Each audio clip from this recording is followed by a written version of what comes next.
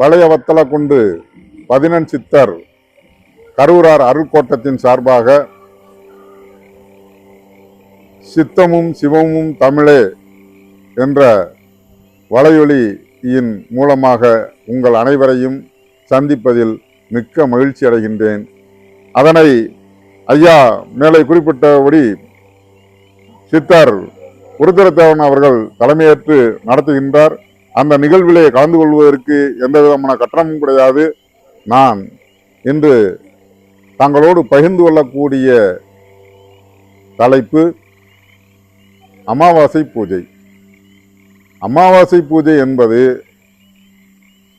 எதற்காக செய்கின்றோம் என்று பார்த்தால், அமாவாசை பூஜையினுடைய முழுமையான தத்துவமே நீர்த்தார் வழிபாடு என்று சொல்லப்படுகின்ற மூத்தோரை வணங்கக்கூடிய ஒரு செயலாகும். மூத்தோர் என்பவர்கள் நம்முடன் வாழ்ந்து நம் குடும்பத்திலே இருந்து நம்மை விட்டு நீர்த்தவர்கள் குடும்ப ஆண்டவர்கள் ஆவார்கள். இந்த குடும்ப ஆண்டவர்களை ஒவ்வொரு அமாவாசையிலும் நாம் இந்து மதத்தின் அடிப்படையில் வணங்குவது முறையாகும். இந்து மத தத்துவமும் 11 சித்தர்களும் இதைத்தான் குறிப்பிட்டிருக்கிறார்கள்.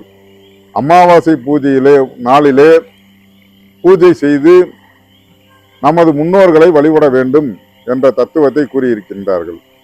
இதுல அந்தந்த அமாவாசை வருவதற்கு முன்னர் நடந்த ஒவ்வொரு மாதத்திலும் நடந்த அந்த இயற்கையாகவோ மற்ற எந்த நிலையிலோ மரணத்தை எய்தியிருக்கக்கூடியவர்களுக்கு அந்தந்த அமாவாசை நாளிலே நாம் பூஜை செய்கிறோம் எடுத்துக்கொண்டாலும்,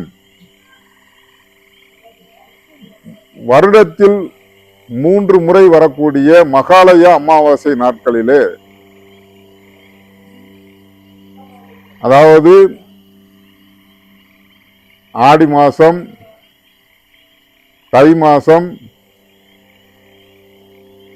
புரட்டாசி மாதம் ஆகிய 3 மாதங்களில் வரக்கூடிய இந்த அமாவாசை நாட்களிலே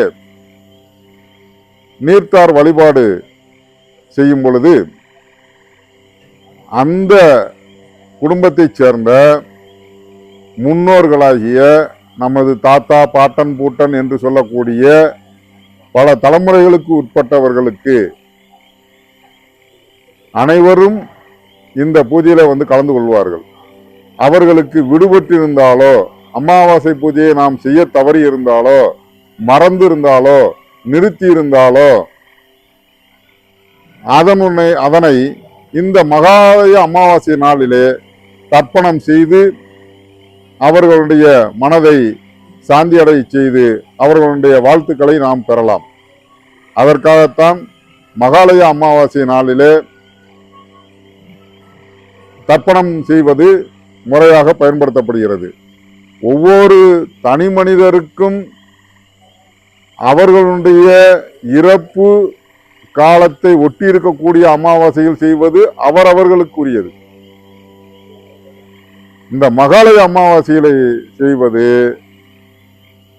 நம்முடைய முன்னோர்களில் விடுபட்டு போனவர்கள், நாம் தெரியாமல் விட்டு விட்டவர்கள், நாம் புரியாமல் தெரியாமல் அறியாமல் நிறுத்திவிட்ட அல்லது செய்யாமல் தவறிவிட்ட அந்த மூத்தவர்களுக்கான மொத்த வழிபாடும் நடத்தக்கூடிய இந்த நாளானது மகாலய அமாவாசை நாட்களாகும். இந்த நாளிலே நாளைய தினம் மகாலய அமாவாசை வருகின்ற காரணத்தினால் சித்தர்கள் நெறிப்படி அமாவாசை முறை நாளில் அவர்களுக்கு தர்ப்பணம் செய்யக்கூடிய நிகழ்வு இப்ப நம்ம மதுரை தலைமையாக கொண்டிருக்கக்கூடிய தென்மண்டலத்தின் சார்பாக நாளை அமாவாசை நாளிலே மதுரையில் வழியாக செல்லக்கூடிய வைகை ஆற்றில் 12வது பதினெண் சித்தர் பீடாதிபதி மடாதிபதி ஐயா அரசு கருவரார் அவர்களுடைய சீடராக இருந்து தற்போது ஞானாச்சார அருள்கோட்டத்தை வழிநடத்தி கொண்டிருக்கக்கூடிய சித்தர் ஐயா உருத்திரத்தேவன் அவர்களுடைய தலைமையில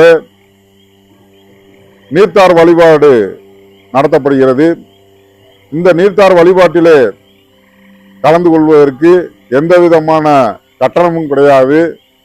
அவரவர்கள் தங்களுடைய முன்னோர்களுக்கு தர்ப்பணம் செய்வதற்கு தேவையான பொருள்களை மட்டும் வாங்கி வந்தால் அங்கு நடக்கக்கூடிய தமிழ் வழியிலே சித்தர் நெறியிலே நடத்தக்கூடிய அந்த நிகழ்விலே பங்கு கொண்டு அவரவர்களே அவரவர்களுடைய மூத்தோர்களுக்கு செய்ய வேண்டிய தர்ப்பணத்தை தங்களுடைய கையினாலே அந்த நிகழ்வுகளை செய்து அரிசி மாவு உருண்டை பிடித்து வைப்பது மற்றும் அவர்களுக்கு வைக்கக்கூடிய படையல் பொருள்கள் அனைத்தையும் வைத்து அவர்களுக்கு உரிய நீர்த்தார் வழிபாட்டு மந்திரங்களை கூறி அவர்களை மகிழ்ச்சியாக அழைத்து தர்ப்பணம் செய்யக்கூடிய நிகழ்வானது ஒவ்வொரு மகாலய அமாவாசை நாளிலும் வைகை ஆற்றிலே நடைபெறுகிறது. அதனை ஐயா மேலே குறிப்பிட்டபடி சித்தர் உருத்திரத்தேவன் அவர்கள் தலைமையேற்று நடத்துகின்றார். அந்த நிகழ்விலே கலந்து கொள்வதற்கு எந்த விதமான கட்டணமும் கிடையாது. அவரவர்கள் வாங்கி வரக்கூடிய பொருள்களை அங்கு சொல்லக்கூடிய பொருள்களை வாங்கி கொண்டு வந்து வைத்து உங்களுடைய கையாலேயே அந்த நிகழ்வுகளை செய்து ஆற்றிலே கரைத்து உங்களுடைய மூத்தோர்களுக்கு வழிபாடு செய்து நிறைவு செய்து மகிழ்ச்சி அடையலாம். அந்த நிகழ்வில் கலந்து கொள்பவர்கள் நாளைய தினம் காலை 7 மணிக்கெல்லாம் மதுரையில் உள்ள ஞானாச்சார அருட்கோட்டத்தின் பகுதியில் உள்ள வைகை ஓடக்கூடிய வைகை ஆற்றிற்குள் நடக்கக்கூடிய நிகழ்வில் வந்து கலந்து கொள்ளலாம் என்று கூறி விடைபெறுகின்றேன். நன்றி, வணக்கம்.